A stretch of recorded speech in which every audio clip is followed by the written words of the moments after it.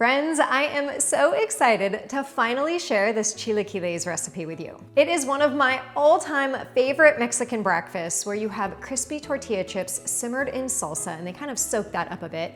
That's then topped with oozy fried eggs, some sliced onion, cilantro, Mexican crema, and all of your favorite toppings. If you follow my travels on social media, you've seen me eat chilaquiles in Playa del Carmen, Cabo San Lucas, and I'm sure coming up here soon when I'm in Mexico City. But if you're not hopping on a plane to Mexico anytime soon, I'm gonna show you how easy it is to make chilaquiles at home. All right, let's dive right in. To get started, we'll make the homemade salsa verde because I personally prefer chilaquiles with green salsa. But I know many of you love a salsa roja or red salsa, and you can of course use that as well. You could also use store-bought jars of salsa if you want to make this recipe really quickly on the fly, though I do think that my homemade salsa verde is extra delicious and also super easy to make. All you have to do is remove the husk from 10 tomatillos, then give them a wash to remove that sticky residue that's left over from the husk. In terms of spice level, it's really up to you. One of my Mexican friends adds serrano peppers and leaves the seeds in for a very hot and spicy salsa. I tried that version and let's just say that my mouth was on fire. Maybe you need the Mexican genes to handle that one. I personally prefer jalapeno peppers and I removed the seeds, but you could always leave the seeds in one for a medium salsa. Essentially, serranos are hotter than jalapenos and seeds and membrane increase the heat. From there, you could use 1 or 2 peppers and really play around with it until you find the heat and spice level you prefer. Place the tomatillos and jalapeno peppers on a sheet pan, and I should have removed the stems from the peppers here, but I do remove them before blending. And then add 4 garlic cloves that are unpeeled. Broil these items for about 4 to 5 minutes until they get a nice char on one side. Then use tongs to flip everything over and broil for another 4 to 5 minutes. If you notice the garlic getting a bit too charred, you can always remove that from the oven earlier. But this char on the veggies gives the salsa verde that deliciously smoky flavor. Transfer the tomatillos, jalapeno peppers, and garlic after you've removed them from their peel to a blender or food processor. And if there's juice that's seeped out from the tomatillos on your baking sheet, you can just tilt your baking sheet and pour that into your blender as well. Then the last 2 ingredients are half of a medium onion that you've diced up, 1/3 cup of roughly chopped cilantro, and 1 teaspoon of kosher salt.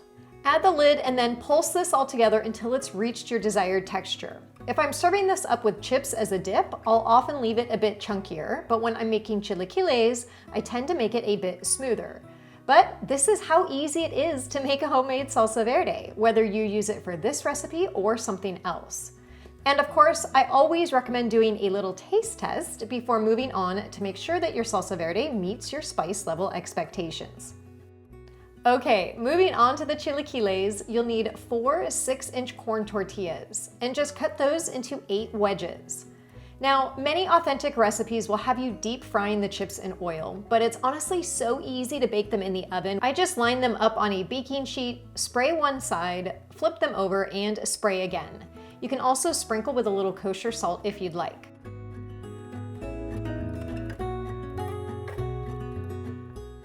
Bake them in a preheated 400-degree Fahrenheit oven for 10 to 15 minutes, tossing them halfway through until they're golden and crispy.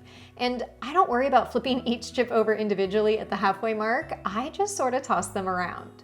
When they're done, remove them from the oven, transfer them to a plate to let them cool completely for about 5 to 10 minutes, because that also helps them get extra nice and crispy. One thing you'll notice is that chips made from tortillas are much thicker than store-bought tortilla chips, and that's what you really want in this recipe because the thicker chip definitely holds up to the sauce better. Heat 1 tablespoon of oil in a large skillet over medium heat. Pour in the salsa verde and bring it to a simmer. Now, if you're using my homemade version, you really just need to warm it up as it's naturally thick.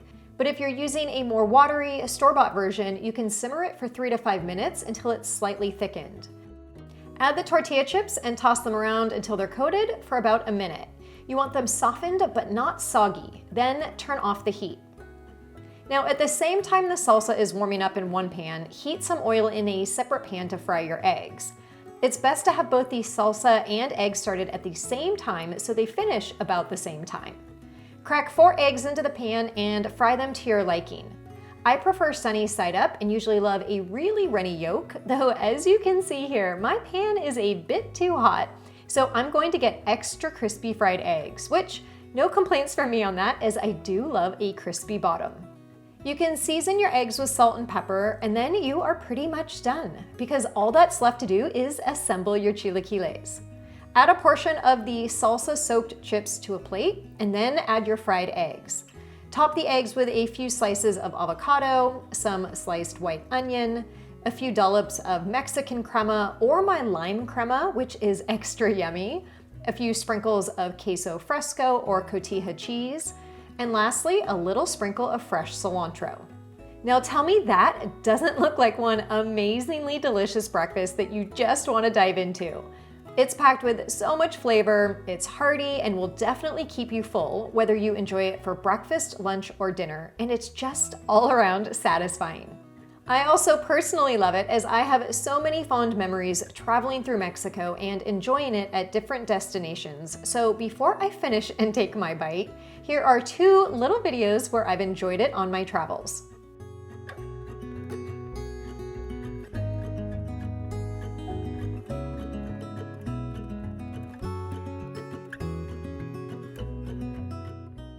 It is now a little after lunchtime here, and I think that this makes for the perfect lunch.